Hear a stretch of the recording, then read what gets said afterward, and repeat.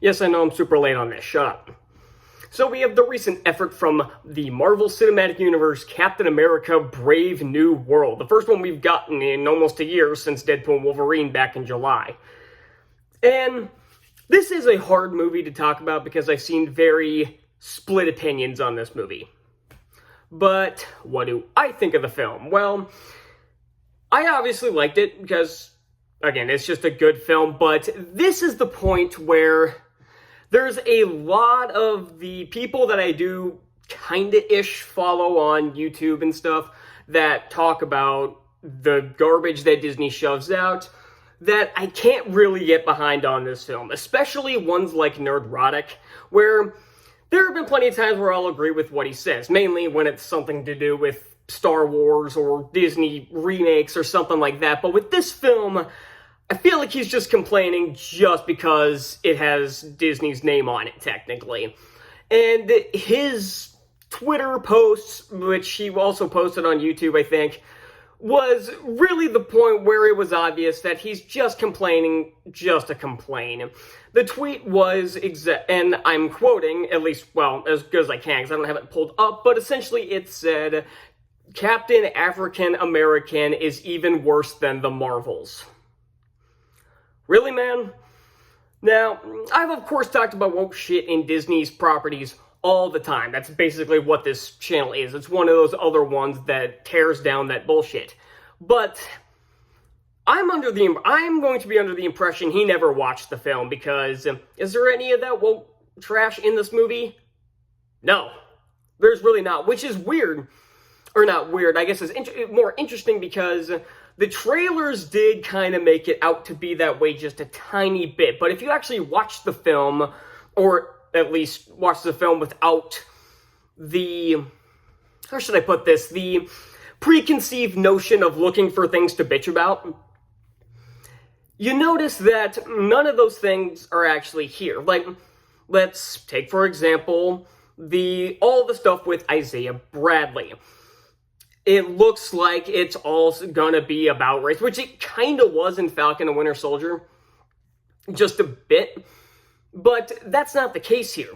The only reason he's the one being mind-controlled here is because he was a super soldier, and we'll get more into the mind control stuff later, but that's the thing, it's not a racial issue, it was more of a case of a super soldier who had just been pardoned as a friend of Captain America just tried to assassinate the president. It doesn't matter who he is, but the simple fact that he is a super soldier who is friends with the new Captain America, that's the big point of this film. And then, of course, we have to get to Sam Wilson being Captain America, which again was the big point of that Twitter post I pointed out a couple minutes ago. And yeah, you can't top Steve Rogers. He's easily my favorite character in this franchise, so it is hard to look past that fact. I get it, but I'm convinced that even though his channel is called Nerdrotic, I'm convinced he's never read a Marvel comic in his life. Because in the comics, Sam Wilson does become Captain America. I know Bucky became really the second Captain America in the comics a long time ago, and people wanted him to be the next Captain America, but the simple fact that they chose Sam for it, I honestly think makes more sense because Bucky's already a super soldier, so you don't need to make him Captain America on top of that. Falcon, he doesn't have any powers, he's just got his wings, so giving him the shield and making him the new Captain America, I thought made a lot of sense for Endgame. And then we have, the new Falcon. I cannot remember the guy's name, but he's still a fun character. Again, these are the times where I can't get behind the people that bitch about everything if it has minority actors in it or women in it, because I only bitch about it when there's a certain agenda in place. There is no agenda in this movie, I can tell, because the villain of the film is, okay, you know, we'll get back to that. This is all kind of jumbled, but I'm trying to make a point while also reviewing the film at the same time. This probably should have been 2 videos, more I think about it, so I'm really sorry that this first 5 minutes has been kind of a jumbled ramble, But I think you guys can kind of understand why, and I think you understand the point I'm trying to get across at this point. This isn't a woke movie just because the main actor is black, although I don't really care, although Anthony Mackie himself is a huge-time woke activist, so I don't really care for that. But either way, then we also have, I have to bring up one of the other elephants in the room, and that's Thunderbolt Ross, this time played by Harrison Ford because the previous actor tragically passed. I will say that Ford is a damn good replacement. I cannot remember the actor's name who played him in Incredible Hulk and Civil War and all the other movies, but Ford is a pretty good replacement, and they made a point of having his mustache removed, and they even referenced it in the film, the line, I think it was also in a trailer, actually. It was lose the mustache or lose the election.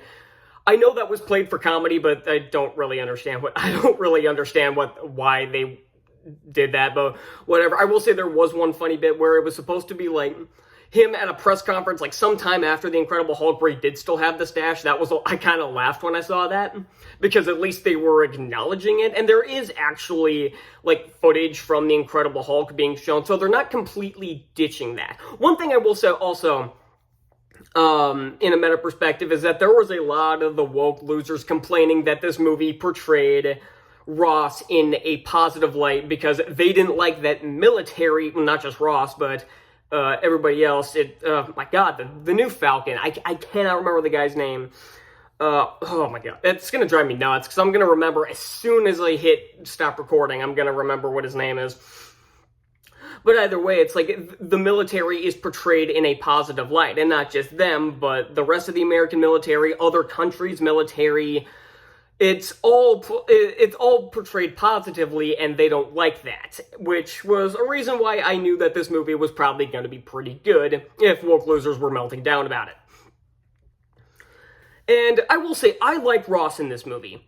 I like his dynamic with the leader, who we'll get more into in a little bit, but I like the not really dynamic, because they only really talk to each other once, but I like the way he turns into Red Hulk. It doesn't just kind of happen. It's built up throughout the entire film. And I know a lot of people online bitched about the fact that it was similar to Transformers: The Last Knight, where the big evil Optimus Prime thing was about 5 minutes of the film. In this case, I assumed everybody knew that. I knew that was just going to be the climax of the film, and that's exactly what it was. I knew Red Hulk wasn't going to be stomping around for half the film. And I was totally okay with that, because the rest of the action in this movie is actually very good. Apart from the Red Hulk fight and the obvious missile scene around the Celestial, which I do like that they finally brought that in and introduces adamantium, which I want to talk about a little bit more later. Again, this review probably should have been 3 different videos, but it should have been a review of stuff talking about the stuff, the online stuff about it, and then what this means for the rest of the MCU. Maybe I'll do another video on that at some point, but either way, so a lot of the action is not CGI heavy. It's very stunt based, and it all looks really good. It's actually very well shot and edited as well. There's also another character who's Ross's head of security, who was trained in the Red Room and was a widow. That's actually a really cool idea. And it actually makes sense that Ross would want someone like that as his head of security. Also, there's a cameo from Sebastian Stan as Bucky Barnes. He doesn't fight or anything, because he's apparently running for office somewhere. I don't remember what position they said he was running for, or even where. If it's a state representative, or if it's for the federal government. I don't remember, because I should have prefaced this earlier. I saw this movie 4 days ago, but I haven't had time to record anything. So I saw this, or maybe it wasn't 4 days ago, but I saw this the day I recorded that Lilo and Stitch video, or maybe it was the day after. I don't know, but I saw this several days ago. So tiny details about something I'm not going to be able to remember. But yeah. So back to the action, a lot of it's very stunt-based, and so very well choreographed, very well shot. The missile scene is actually very exciting. Also, another site that I kind of look into every now and again is Bounding Into Comics, and they said the missile fight, when they're stopping missiles from destroying Japan's fleet, because they're trying to make a peace treaty to evenly distribute the adamantium, which I think is a great idea, and then the leader tries to mind controls two of the American pilots to attack the Japanese military to start a war, essentially. And then Falcon and Captain America have to stop the missiles and stop the two American pilots, as well as some of the Japanese pilots, from destroying each other. And it's a really cool scene, but talking about bounding in comics, they said that scene was too short. The scene was over 5 minutes long. It had to have been. And it was a really exciting, well-shot scene. And this shows when you give your special effects artists enough time, they can make something really good. And that translates to the Red Hulk fight as well. Now, there are a couple of green screens involving Cap, like after the fight has died down when there's some destruction, that I did notice. But I think I only noticed it. If my mind wasn't trained at this point to notice CGI in backgrounds like that, I probably wouldn't have noticed. Even though the one in the green screen in the end credit scene wasn't that great either. But I'll get to the end credit scene in a little bit. Because I've seen a lot of people bitching about the end credit scene, and I want to give my thoughts on that as well. And I kind of have to, as it is a Marvel movie, so I kind of have to, whether I want to or not. But the Red Hulk fight is incredibly impressive with the CGI. Like, Red Hulk, you can tell they worked hard and long on the motion capture. And again, it's a very well choreographed fight. This is something what I can imagine happening had Iron Man fought Hulk without the Hulkbuster armor. This is very reminiscent of that scene. And I will say, a lot of this movie is very reminiscent of something of, like, Winter Soldier. It's a very spy, espionage movie. I've seen people, and another thing with that stupid Bounding into Comics review is that they said there's not enough action. There's plenty of action throughout this film. And again, you don't need a shit ton if you're interested in the story. But it was clear a lot of these people went into the movie just trying to hate the story, because they didn't like that it's a new Captain America or all this other stuff. It's the same thing people bitched about with Black Panther Wakanda Forever. Even though I'd say this one is better than Wakanda Forever, because I appreciate what they did with that film, but I do think the movie was too long, and you didn't need Ironheart in that movie at all. So, yeah. Is there anything else? Oh, I should talk about the leader. He's finally back in this movie. It took almost 20 years for Tim Blake Nelson to return, but they do give an excuse, is that he was obviously taken into custody for creating Abomination, and then basically in exchange for these pills that Ross takes, which keeps him alive, he gave the leader, I can't remember, it's Samuel Stearns, I think is his name? Yeah, Samuel Stearns. He gave Stearns a lab to essentially try to save his own life in exchange for these pills that keep Ross alive, because his heart is failing, but these pills are laced with gamma, and he's been upping the dose, which eventually turns him into Red Hulk during the last few minutes of the film. Again, I like how that was set up, even though, because I know a lot about the comics, and with the trailers showing Red Hulk and everything, I knew exactly what the pills were doing. Or, actually, I assumed that the pills were keeping the Red Hulk at bay, but it turned out to be the opposite, so that was kind of interesting. But I knew it was going to be Stearns who was behind the Red Hulk transformation and everything. Like, it wasn't... I'm guessing that was only supposed to be secret for the casual fans who don't read comics. So, but I'm okay with that. If I'm able to be ahead of the movie purely because I have comic knowledge, that's not the movie's fault. That means they're just adapting the source material well if I know what's happening. So, I'm okay with that. And let me think. Is there anything else to talk about? I talked about the Isaiah Bradley stuff. Apparently, there was a lot cut from this film. I found out there was a lot of like concept art that was made for the film, and there was a lot because apparently they did reshoot a lot of this film. I'm wondering what was cut. And I know this movie doesn't have like as much action as like the Avengers films or something, but you don't need that because I was actually very invested in the story. I liked the spy espionage vibe this movie went for, very similar to Winter Soldier, like I said, or maybe similar to the Black Widow movie, which I think is incredibly overhated. I mean, it's not the best of the MCU, but it's incredibly overhated. And I like these characters. I like the dynamic that the new Cap and Falcon have. It's very reminiscent of Steve and Sam from Winter Soldier and Civil War and these other films where they were together. It's exactly what I was looking for out of this film. And then, let's talk about the end credits. It's basically Sam visits Stearns in the raft, and he's essentially and Stearns basically tells him about threats from other universes. And I've heard this is supposed to be a setup for the Illuminati, who were originally in this film but were cut. Or whether they were actually filmed in this movie is probably unlikely, but they were at least in a version of the script, and I think there was even concept art for them at some point, but they never appear in the film. I assume this was also setting up Doomsday, and threats from other universes, he was referring to Doctor Doom, because that movie comes out in about a year now. That movie is much closer than a lot of people, even myself, would think. I keep forgetting that movie is just a year away, and I'm super excited for it. I don't know what it's going to be like, that or Secret Wars. I have no idea what it's going to be like, but I am super excited for that. And the other two films we get this year are Thunderbolts and Fantastic Four: First Steps, both of which I think are going to be very solid films. I think Thunderbolts is going to be exactly what the Suicide Squad movies should have been, but couldn't be bothered to actually try. And then the Fantastic Four, I think, is going to be what every other Fantastic Four movie should have been. Even though, again, I fucking hate that they cast Pedro Pascal as Mr. Fantastic. That's such horrible casting. And he's kind of a prick anyway, so I don't feel bad for roasting that. But I do think the movie itself will be pretty damn solid. I don't know what movie's supposed to come before Doomsday next year, because there is a movie scheduled.